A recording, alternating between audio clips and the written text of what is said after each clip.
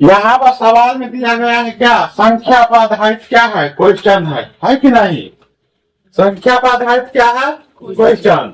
संख्या में कहा जा रहा है दो संख्याओं का योगफल 50 है और यदि उनमें से एक संख्या दूसरी संख्या की 7 कितना 3 गुना हो तो संख्या निकाले।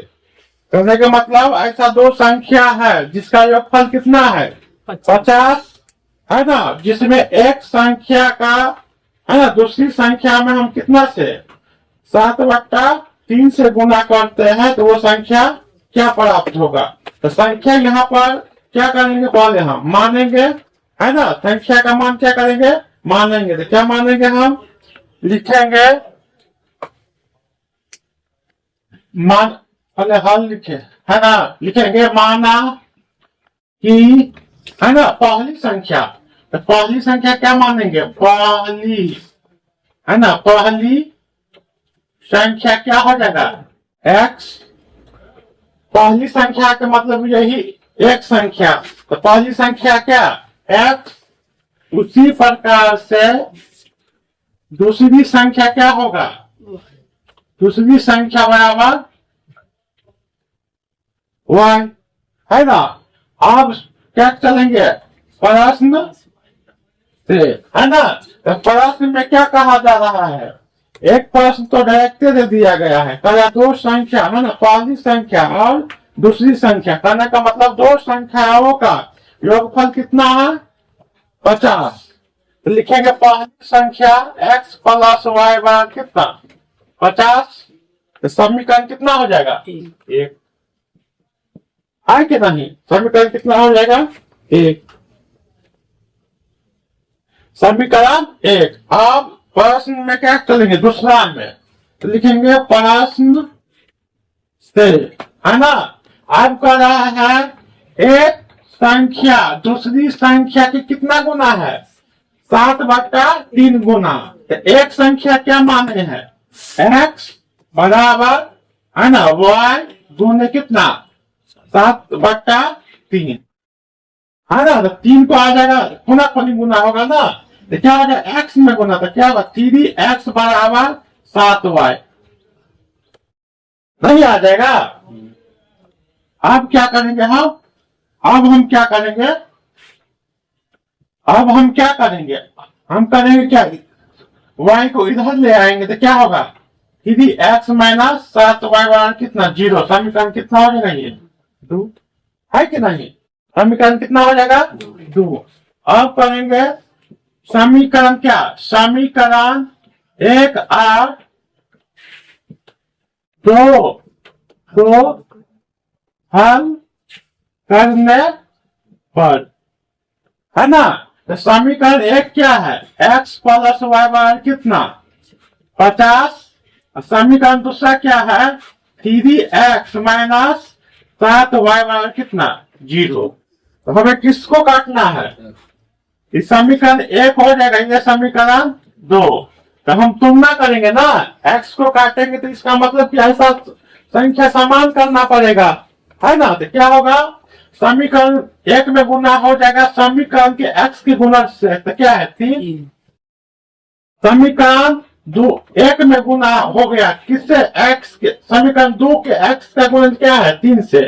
समीकरण 2 में गुना होगा x के गुणज से कितना से 1 से है ना। x का गुणज क्या है 1, तो समीकरण 2 में क्या किए गुना कर दिए। अब क्या लिखेंगे समीकरण 1 में कितना से गुना किए 3 से, और 2 में कितना से गुना किए 1 से, क्या किए गुना करने पर। तो क्या समीकरण 1 में क्या 3 से गुना होगा तीनों में ना, तो क्या हो जाएगा बताओ तो 3x क्या होगा 3x प्लस 3y बराबर कितना हो जाएगा 5 या 15 कितना हो जाएगा 150 है ना। नीचे में क्या होगा 3x माइनस 7y बराबर कितना 0। यहाँ पर चिन्ह परिवर्तन करेंगे ना, क्योंकि हमें x को काटना है घटाना है, तो 0 हो जाएगा घट का, तो क्या होगा माइनस यहाँ पर क्या होगा प्लस, यहाँ पर क्या होगा माइनस, ये दोनों घट कर 0 हो जाएगा, इसलिए इसको क्या करते हैं काट देते हैं। आप 7 तो प्लस में हो गए ना 7, तो प्लस 7 और प्लस 3 कितना हो जाएगा 10y बराबर कितना 150, क्योंकि 0 किसी संख्या में जोड़ते हैं तो वही संख्या रहता है, उसमें कोई परिवर्तन नहीं होता है। किसी भी संख्या में 0 से घटाना हो या जोड़ना हो इसमें कोई परिवर्तन नहीं होता है। तो क्या होगा 0 से 0 कट गया, तो y का मान कितना आ गया 15, y का मान कितना आ गया 15। अब y का मान 15 आ गया तो क्या लिखेंगे समीकरण 1 में y का मान 15 रखने पर, तो समीकरण 1 क्या है बताओ, x प्लस वाई बराबर 50, x प्लस वाई बराबर 50, y का मान क्या है 15, तो यहाँ x प्लस y का मान क्या रखेंगे, तो लिखेंगे 15 बराबर कितना 50, हो गया 50 प्लस 15 बराबर कितना 50। उसी प्रकार से 15 को बढ़ा के इस साइड ले जाएंगे तो क्या हो जाएगा माइनस, तो क्या होगा x बराबर 50 माइनस कितना 15, इसीलिए x का मान कितना हो जाएगा हमें कितना 35, क्या आ गया 35 आ गया।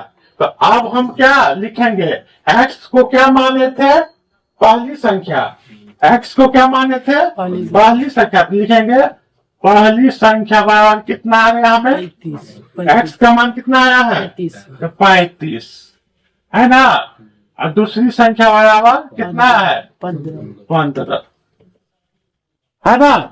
अब इसको क्या करना है तुलना करना है ना, मेरा समीकरण सही बना है या गलत, उसको क्या करेंगे जांच कर लेते हैं।